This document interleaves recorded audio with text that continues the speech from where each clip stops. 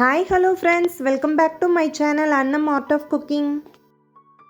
இன்னைக்கு நம்ம சேனல்ல மாங்காய் தித்திப்பு எப்படி செய்யலாம்னு பார்க்கலாம். இதுக்கு நான் 2 மாங்காய் எடுத்துர்க்கேன். மாங்காய் வந்து நல்லா காயா இருக்கணும். இது பழமா இருந்துச்சுனா ரொம்ப இனிப்பு அதிகமாயிடும். சோ இந்த மாதிரி நல்லா கொஞ்சம் அமிக்கி பாத்தீங்கன்னா தெரியும். இது வந்து நல்லா காயா இருக்கு.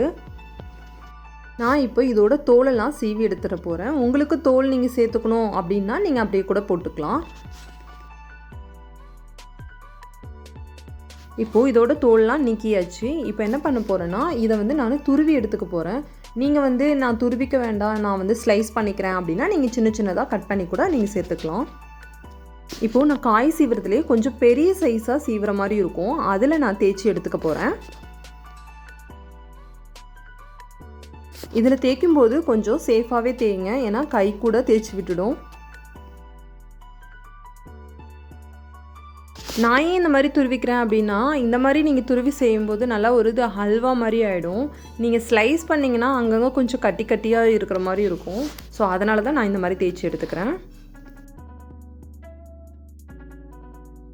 இப்போது ஒரு கடாயை நல்லா ஹீட் பண்ணிக்கலாம். கடாய் வந்து நல்லா சூடாயிருச்சு. இப்போது எண்ணெய் சேர்த்துக்கலாம். எண்ணெய் நல்லா சூடானதும் 1 ஸ்பூன் கடுகு உளுந்தம் பருப்பு சேர்த்துக்கலாம். கடுகு சேர்க்கும்போது நீங்கள் வந்து ஸ்டவ்வை சிம்மில் வச்சுட்டு செய்யுங்க, இல்லைனா கடுகு வந்து சீக்கிரமே கருகிடும். இப்போ இது நல்லா பொரிஞ்சிருச்சு. இதோட 2 கொத்து கருவேப்பிலை சேர்த்துக்கிறேன். 1 ஸ்பூன் அளவுக்கு பெருங்காயத்தூள் சேர்த்துக்கலாம். பெருங்காயம் சேர்த்தா நல்லா வாசமாக இருக்கும், அதுக்காக நான் சேர்த்துக்கிறேன். உங்களுக்கு வேணான்னா நீங்கள் ஸ்கிப் பண்ணிக்கோங்க. இந்த ஸ்டேஜில் நம்ம மாங்காய் சேர்த்துக்கலாம். மாங்காய் சீசனில் நீங்கள் செஞ்சிங்கன்னா மாங்காவும் சீப்பாகவும் கிடைக்கும். நீங்கள் செஞ்சு ஒரு பாட்டிலில் கூட ஸ்டோர் பண்ணி வச்சுக்கலாம். இப்போ இது எல்லாத்தையும் நல்லா மிக்ஸ் பண்ணி விட்டுக்கலாம். இதை ஒரு மீடியம் ஃப்ளேம்லேயே வச்சு செய்யுங்க, இல்லைனா வந்து மாங்காய் அடி பிடிச்சிடும். இப்போ இதில் 1 ஸ்பூன் உப்பு சேர்த்துக்கிறேன். இதையும் ஒரு தடவை நல்லா மிக்ஸ் பண்ணி விட்டுக்கலாம். மாங்காய் வந்து ஒரு 5 மினிட்ஸ் நல்லா வேகட்டும். அதுக்குள்ளே நாம் வந்து கொஞ்சம் வெள்ளைப்பாகு செஞ்சு எடுத்துக்கலாம். இதுக்கு ஒரு பாத்திரத்தில் நான் 1 கப் அளவு வெல்லம் சேர்த்துக்கிறேன். வெல்லம் சேர்த்ததும் இதுக்கு அதிக தண்ணி தேவைப்படாது, கொஞ்சமாக சேர்த்தா போதும். பாகு செய்யும்போது ஸ்டவ்வை லோ ஃப்ளேமில் வச்சுக்கோங்க, இல்லைன்னா அடி பிடிச்சிடும். இதுக்கு ரொம்ப கம்பி பதம் வரணும் அந்த மாதிரிலாம் இல்லை, ஜஸ்ட் வந்து ஒரு பொங்கி வந்தாவே போதும்.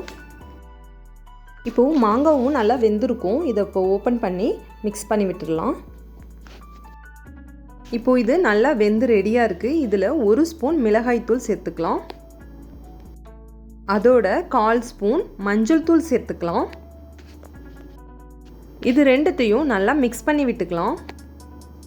எல்லா பக்கமும் நல்லா ஸ்ப்ரெட் ஆகிற மாதிரி கலந்து விட்டுக்கலாம். இது வேகிறதுக்கு ஒரு 2 மினிட்ஸ் அப்படியே மூடி போட்டு வேக வச்சிடலாம். இப்போ இது மிளகாத்தூள்லாம் ஸ்மெல்லு போயிருக்கும். இதை ஓப்பன் பண்ணி ஒரு தடவை நல்லா மிக்ஸ் பண்ணி விட்டுக்கலாம். தண்ணி ஒரு சொட்டு கூட சேர்க்கலை. நல்லா கிரேவியாக வந்திருக்கு பாருங்கள். இது பார்க்குறதுக்கே ஒரு நல்லா அல்வா பதத்துக்கு ரெடியாக இருக்குது. இதில் வெள்ளைப்பாகை சேர்த்துக்கலாம். நம்ம ஆல்ரெடி காய்ச்சி ரெடியாக வச்சுருக்கோம் வடிகட்டி, அதை சேர்த்து இப்போது இதை எல்லாத்தையும் நல்லா மிக்ஸ் பண்ணி விடலாம். இந்த மாங்காய் பச்சடி ஒரு நல்ல டேஸ்ட்டாக இருக்கும். பார்க்கவே ரொம்ப டெம்டிங்காக இருக்குது. நீங்கள் ஸ்டவ்வை மீடியம் ஃப்ளேம்லேயே வச்சு ஒரு 2-3 மினிட்ஸ் நல்லா கொதிய விட்டுக்கோங்க. இப்போ ஃபைனலாக நான் 1 ஸ்பூன் நெய் சேர்த்துக்கிறேன். இது ஆப்ஷன் தான், உங்களுக்கு வேணும்னா சேர்த்துக்கோங்க. பட் இது சேர்த்திங்கன்னா கொஞ்சம் நல்லா அந்த ஃப்ளேவர் வந்து நல்லா டிஃப்ரெண்ட்டாக இருக்கும். அவ்வளோதான். இந்த ரெசிபி உங்களுக்கு பிடிச்சிருந்துச்சுன்னா லைக் பண்ணி கமெண்ட் பண்ணி உங்களோட ஃப்ரெண்ட்ஸோட ஷேர் பண்ணுங்கள். தேங்க்ஸ் ஃபார் வாட்சிங். நெக்ஸ்ட் இதே போல் ஒரு இன்ட்ரெஸ்டிங்கான வீடியோவில் சந்திப்போம். Until then, bye from Kani.